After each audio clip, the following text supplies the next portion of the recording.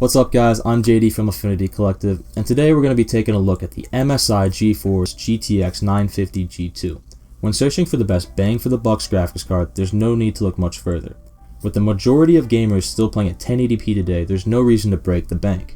Looking at the middle tier for both AMD and Nvidia grants you plenty of gaming performance. Today we're going to take a look at the MSI 950 and see where it slots in amongst other cards in a similar price range.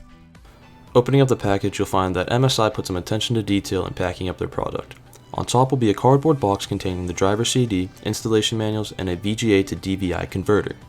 Lifting this up exposes the 950 G2 underneath in an anti-static bag. Then on all connectors on the GPU are protective caps to make sure no damage occurs while on the shelf or being shipped. Getting into the specs of the card, MSI packs in its Twin Frozr Evolution V designed for cooler, quieter, better gaming, boasting up to 17% improvements over its previous cooling design.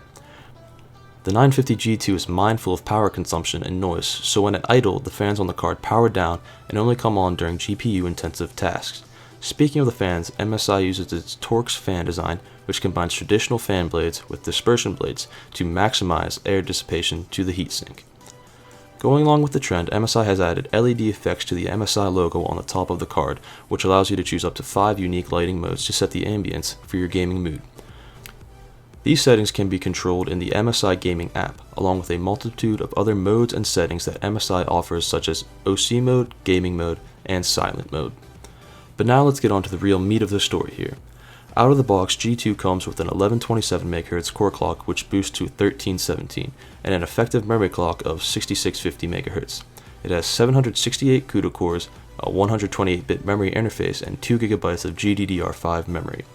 It also supports DirectX 12 and OpenGL 4.5. On the back of the card you'll find one HDMI port, 3 1.2 display ports, and 1 DVI port. On the top you'll find the required 6-pin connector to power the GPU. Keep in mind that this card is a dual slot card, meaning it will take up 2 PCI Express slots on the back of your case. So, let's get to the numbers. For our testing, we'll be running a number of popular games to see where this card fits in best. For our test bed, we opted to test on a mid-level tier using an AMD FX 6300 CPU, 8GB of HyperX RAM, and a Gigabyte 990 FXA ultra durable motherboard. The testing environment will be in a closed case to simulate real-world conditions. The MSI GTX 950 is in the sweet spot for 1080p gaming. Starting with Crysis 3, which is known to be a monster for GPUs to handle, the 950 pushed out 29 frames per second at stock speeds and 33 FPS when overclocked.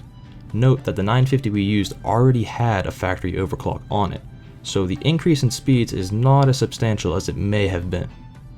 The R9 380 hit a very respectable 50 FPS, while the 970 came in at the top with 66 FPS. GTA 5 was up next in our testing, hitting 43 frames per second stock for the 950 and 46 when overclocked. The R9 380 put up 54 FPS and our 970 had a solid 73 frames per second. Our last game that we benchmarked was Hitman Absolution. We saw very playable frames at 53 stock and 61 when overclocked from the 950 and 75 FPS from the 380. Once again, our 970 outworked the group with an average of 109 FPS. At the end of our gaming tests, I threw in the Valley benchmark to see how our GPUs stacked up. Continuing with the trend, our GTX 950 at stock managed 30 FPS, while overclocked saw a 10% increase to 33 FPS. The R9 380 pumped out 37 frames per second, and the 970 stayed at the top with 73 frames per second during the benchmark. Temperatures during all these tests stayed at reasonable levels, never rising above 68 degrees Celsius. We saw the hottest temps from the R9, as the AMD-based chips tend to run a bit hotter due to the design and power draw. Our MSI 950 kept itself very cool, hitting just 64 degrees when on an overclock, and proved to run cool and quiet during our testing. The 970 stayed under 60 degrees Celsius on all tests except for Valley Benchmark, where it hit 61 degrees Celsius. If you're just getting into the gaming PC arena and are looking for a graphics card, the MSI 950 G2 is a great choice. It provides great cooling and on-the-fly fan speed adjustments.